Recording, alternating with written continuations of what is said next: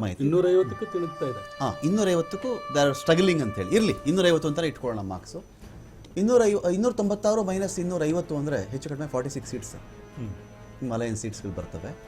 BJP ಹೇಳಿದ್ದ ಮಟ್ಟಕ್ಕೆ 400 ದಾಟಬೇಕಾಗಿತ್ತು. Almost ಆ ಲೆಕ್ಕದಲ್ಲಿ ಹೋದರೆ 150 ಸೀಟ್ಗಳ ಕೊರತೆ ಆಗುತ್ತೆ BJPಗೆ ಮಾತ್ರ. ಅಂದರೆ ಇಲ್ಲ ಬರೀ NDA ಕನ್ಸಿಡರ್ ಮಾಡಿದರೆ ಹೆಚ್ಚು ಕಡಿಮೆ 100 ಸೀಟ್ಗಳ ಕೊರತೆ ಕಾಣಿಸ್ತು. 100, 104 ಇರಲಿ, ನಂಬರ್ ಆ ಕಡೆ ಇರಲಿ. ಇದು ಹೇಗೆ ಸರ್, ಇದು ಇಷ್ಟು ಮಟ್ಟಿಗೆ ಯಾಕಾಯಿತು ಅಂತ ನೋಡಿ, 400 ಹೇಳಿದ್ವಿ, ಇವಾಗ 400 NDA ಅಂತ ಹೇಳಿದ್ವಿ, ಇವಾಗ 296ಕ್ಕೆ ಬಂದು ಧೃತಿಗೆಡದಿಂದ ಏನು ಅದರಲ್ಲಿ ಗೆಡಬೇಕಾಗಿಲ್ಲ. ಆಯ್ತಾ, ಸರ್ಕಾರ ಬರೋದು ನಮ್ದೇನೆ. 3ನೇ ಬಾರಿ ಮೋದಿ ಪ್ರಧಾನಿ ಆಗೋದಂತೂ ಗ್ಯಾರಂಟಿನೇ. ಸೊ ಇದರಲ್ಲಿ ನಂಬರ್ಸ್ ಹೆಚ್ಚು ಕಡಿಮೆ ಆದ ತಕ್ಷಣ ನಾವು ಧೃತಿ ಗೆಡಬೇಕು ಅದೆಲ್ಲ ಏನು ಇದಿಲ್ಲ. ನಾವು ಮುಂದೆ 5 ವರ್ಷ ಏನು ಮಾಡಬೇಕು ಅನ್ನೋದು ಯೋಚನೆ ಮಾಡಬೇಕು. ಆಯ್ತಾ, ಯಾವ ತರ ಡೆವಲಪ್ಮೆಂಟ್ ಮಾಡಬೇಕು, ಜನಗಳನ್ನ ಆಶ್ವಾಸನೆ ನಾವು ಯಾವ ತರ ತಗೊಂಡು ಹೋಗ್ಬೇಕು. ನಾವು ಒಂದು ರೋಡ್ ಮ್ಯಾಪ್ ಹಾಕೊಂಡಿದ್ವಿ. ಸರ್ಕಾರ ರಚನೆ ಆದ್ಮೇಲೆ 125 ದಿವಸಕ್ಕೆ ಯಾವ ತರ ರೋಡ್ ಮ್ಯಾಪ್ ಇರಬೇಕು. ಆಮೇಲೆ ವಿಕಸಿತ್ ಬಿ ವಿರಾಸತ್ ಬಿ ಅಂತಾನು ಹೇಳ್ತಾ ಇದೀವಿ, ವಿಕಸಿತ್ ಭಾರತ ಅಂತಾನು ಹೇಳ್ತಾ ಇದೀವಿ. ಇದನ್ನ ಯಾವ ತರ ಮುಂದೆ ತಗೊಂಡು ಹೋಗ್ಬೇಕು ಅನ್ನೋ ನಮ್ದು ದೃಷ್ಟಿ ಇರುತ್ತೆ. ನಂಬರ್ಸ್ ಹೆಚ್ಚು ಕಡಿಮೆ ಆದ ತಕ್ಷಣ ನಾವು ಧೃತಿಗೆಡಬೇಕು ಅಂತ ಏನಿಲ್ಲ. ನಾವು ಆಪ್ಟಿಮಿಸ್ಟಿಕ್ ಮುಂದೆ ಹೋಗ್ಬೇಕೆ ಹೊರತು ಅದ್ರಲ್ಲಿ ಓಕೆ ಯಾಕೆ ಕಡಿಮೆ ಆಯ್ತು ಅದನ್ನ ಯೋಚನೆ ಮಾಡ್ತೀವಿ. ಯೋಚನೆ ಮಾಡೋದು ಇಂತೆಲ್ಲ ಮಾಡೇ ಮಾಡ್ತೀವಿ. ನಾವು ಅನ್ಕೊಂಡಿದ್ದಷ್ಟು ಬಂದಿದ್ದಷ್ಟು ಯೋಚನೆ ಮಾಡ್ತೀವಿ. We will analyse it internal ಮಾಡ್ತೀವಿ ಇದನ್ನ. ಬಟ್ ಧೃತಿಗೆಡದಂತೂ ಆಗಲ್ಲ, ಧೃತಿಗೆಡದಂತೂ ಇಲ್ಲ. We will just move forward, optimistic ಆಗಿ ಮುಂದೆ ಹೋಗ್ತೀವಿ ಹೊರತು ನಾ ದೈನ್ಯಂ ನಾ ಪಲಾಯನಂ. ಹೌದು, ನಾ ದೈನ್ಯಂ ನಾ ಪಲಾಯನಂ. ಮುಂದೆ ಮಾಡ್ಕೊಂಡು ಹೋಗ್ತಾ ಇರ್ತೀವಿ. ಕೇಶವ್ ಅವರ, ಈಗ ಕಾಂಗ್ರೆಸ್ ಅವರು ಒಂದು ಮಾತು ಹೇಳ್ತಿರ್ತಾರೆ, ನೀವೆಲ್ಲ ನಾವು ಶಾಲೆ ಕೊಟ್ವಿ, ಆಸ್ಪತ್ರೆ ಕೊಟ್ವಿ ಅಂತ ಕಾಂಗ್ರೆಸ್ ಯಾವಾಗಲೂ ಒಂದು ಮಾತು ಹೇಳ್ತಾರೆ. ನೀವು ನೆನ್ನೆ ಮೊನ್ನೆ ಕಂಡುಬಿಟ್ಟಿರೋ ಪಕ್ಷ ನೀವು. ನಾವು ಕಾಲದಿಂದಾನು ಯಾವುದೇ ಇವತ್ತು ಒಂದು ಮಗು ಸ್ಕೂಲ್ಗೆ ಹೋಗಬೇಕು ಅಂದರೆ ಒಂದು ಮಿನಿಮಮ್ ಕಾನ್ವೆಂಟು, ಒಂದು ಶಾಲೆನೋ ಪ್ರೈವೇಟ್ ಶಾಲೆನೋ ಅಂತ ಬಂದರೆ 1 ಲಕ್ಷ, 1.25 ಲಕ್ಷ, 1.5, 70,000ವರೆಗೂ ಆಗುತ್ತೆ. ಆ ಕಾಲದಲ್ಲಿ ಎಜುಕೇಷನ್ ಕೊಟ್ಟಿದ್ದೀವಿ. ಯಾರ್ಯಾರು ಅವತ್ತಿಗಿನ ಸರ್ಕಾರ ಸ್ಥಾಪನೆ ಮಾಡಿದಂಥ ಶಾಲೆಗಳಲ್ಲಿ ಓದಿದ್ರು ಇವತ್ತು 30, 35 ವರ್ಷ, 40 ವರ್ಷ ಆಗಿರೋರು ಇವತ್ತು ಕಾಂಗ್ರೆಸ್ನ ಟೀಕೆ ಮಾಡ್ತಾರೆ. ಧರ್ಮಸ್ಥಳ ಗೆಲ್ಸ್ಕೋಬೇಕು, ಧರ್ಮಸ್ಥಾನ ಅವರೇ ಇವತ್ತಿಗೆ ಕಾಂಗ್ರೆಸ್ನ ಟೀಕೆ ಮಾಡ್ತಾರೆ ಅವರು. ಆಯಿತು, ನೀವು ಹೇಳಿದ್ರಿ ನಾವು ಕೊಟ್ಟಿರೋ ಶಾಲೆ 18 ಲಕ್ಷ ಮಕ್ಕಳ, 18 ಲಕ್ಷ ಮಕ್ಕಳು ಸಿಸೋಡಿಯಾ ಪ್ಲಾನ್. ನಾವು ಕೊಟ್ಟಂಥ ಶಾಲೆಗೆ ಬೇರೆ ದೇಶಗಳು ಪ್ಲಾನ್ ಮಾಡಿ ಬಂದು ನೋಡ್ಕೊಂಡು ಹೋದ್ರು ಅವರು. ಇದೆಲ್ಲ ಹೇಳ್ತಾರೆ. ಇದಾದ್ಮೇಲೆ ಬಂದು ಕರ್ನಾಟಕದ ಗ್ಯಾರಂಟಿ ಸ್ಕೀಮ್ ಅಂತ ಹೇಳಿದ್ರು. ಇದು ಅವಾಗಿಂದ ಇದೆ ಬಿಡಿ, ತಮಿಳುನಾಡು ಕೂಡ ಮಾಡಲ್ಲ ಅದಕ್ಕೆ. If I am not wrong, ಅಣ್ಣಾ ದೊರೆ ಅಂತ ಕಾಣುತ್ತೆ. ಅಣ್ಣಾ ದೊರೆಯವರು, ಕಾಮರಾಜ್ ಅವರು ಅವತ್ತು ಕಾಲಕ್ಕೆ ಶುರು ಮಾಡಿದ್ರು ಅದೆಲ್ಲ.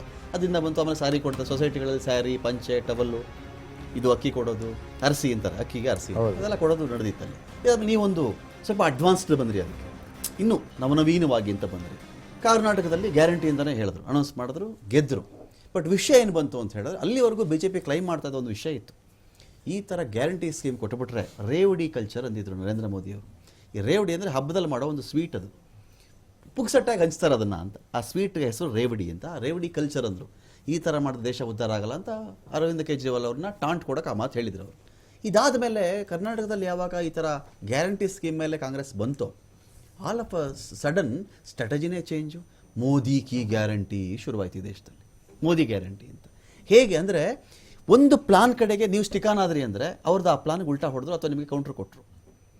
ಇದು ಬಿಡಿ, ಎಷ್ಟೇ ಅಪೋಸ್ ಮಾಡಿದ್ರು ಕೂಡ ಇದೇ ಮಧ್ಯಪ್ರದೇಶದಲ್ಲಿ ಮೋದಿಯವ್ರ ತತ್ವವನ್ನು ಒಪ್ಪಲಿಲ್ಲ ಶಿವರಾಜ್ ಸಿಂಗ್ ಚೌಹಾಣ್ ಅವರು.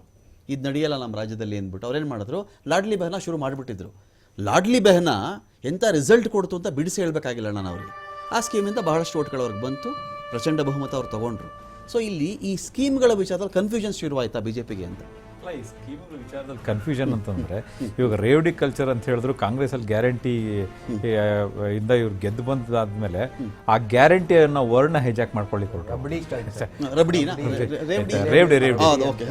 ಸೊ ಈ ಗ್ಯಾರಂಟಿಯನ್ನ ವರ್ಣ ಹೈಜಾಕ್ ಮಾಡ್ಕೊಂಡು ಮೋದಿಗೆ ಗ್ಯಾರಂಟಿ ಅಂತ ಹೇಳ್ಕೊಂಡು ಅಷ್ಟೇ. ವಕಾರ ಇದೆಯಲ್ಲ ಸರ್, ಬಕಾರ ಮತ್ತು ವಕಾರ, ಇದು ನಾರ್ತ್ಗೆ, ಈಶಾನ್ಯ ಭಾರತಕ್ಕೆ ಮತ್ತು ಸೌತ್ಗೆ ಬಹಳ ಚೇಂಜ್. ರೇವಡಿ ಅಂತಾರೆ, ಒಬ್ರು ರಬಡಿ ಅಂತಾರೆ, ಬಿಪಾಸ್ ಅಂತಾರೆ.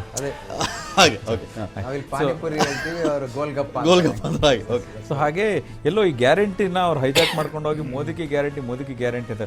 ಆದ್ರೆ ಮೋದಿ ಗ್ಯಾರಂಟಿ ಏನು ಅನ್ನೋದು ಸ್ಪೆಸಿಫಿಕ್ಸ್ ಅಲ್ಲಿ ಇರಲಿಲ್ಲ ಅಲ್ಲಿ.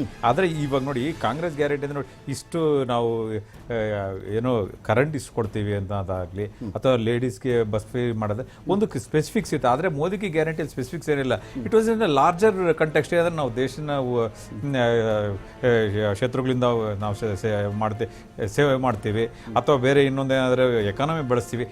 ವೈಡರ್ ಆಸ್ಪೆಕ್ಟ್ ಇತ್ತು, ಸ್ಪೆಸಿಫಿಕ್ಸ್ ಏನು ಇರಲಿಲ್ಲ. Okay. ಮತ್ತೆ ಇನ್ನೊಂದೇನಂದ್ರೆ ಇವತ್ತಿನ ದಿವಸ ನಾವು ಈ ನಂಬರ್ಸ್ ಎಲ್ಲ ನೋಡ್ತಾ ಇದೀವಿ. ಈ ನಂಬರ್ಸ್ ಇದೆ, ಇನ್ನೊಂದು ನಂಬರ್ಸ್ ನಾವು ಮರಿತಾ ಇದೀವಿ. ಯಾಕಂದ್ರೆ ಈ 3 ದಿವಸದಿಂದ ಕೇಜ್ರಿವಾಲ್ ಅವರು ಒಂದು ಮಾತು ಹೇಳಿದ್ರು, ಏನಂತಂದ್ರೆ ನೋಡಿ ಈ ಎಕ್ಸಿಟ್ ಪೋಲ್ಸ್ ಎಲ್ಲ ಏನಂತಂದ್ರೆ ಮಾರ್ಕೆಟ್ ಡ್ರಿವನ್ ಪೋಲ್ಸ್ ಅಷ್ಟೇ, ಇದು ಮಾರ್ಕೆಟ್ ನ ಬೂಸ್ಟ್ ಮಾಡ್ಲಿಕ್ಕೆ Some said Modi driven ಅಂತಾನೂ ಅಂದ್ರು. Some said Modi driven.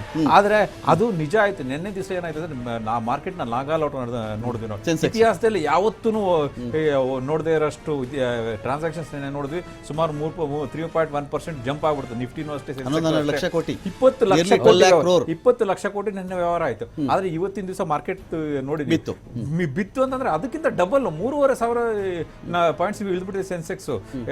Nifty 1,001 point ಅಂದ್ರೆ 4.5% ಡ್ರಾಪ್ ಆಗಿ ಇವತ್ತು ಒಂದು ದಿವಸ ಇನ್ನೂ ಮಾರ್ಕೆಟ್ 3 ಗಂಟೆವರೆಗೂ ಇರ್ತೇವೆ. ಈಗಾಗಲೇ ಇನ್ನು 11 ಗಂಟೆ ಆಗಿ ಈಗಾಗಲೇ ಸುಮಾರು 30 ಲಕ್ಷ ಕೋಟಿ ಲಾಸ್ ಆಗ್ಬಿಟ್ಟಿದೆ ಈಗಾಗಲೇ ಇವತ್ತಿನ ದಿವಸ.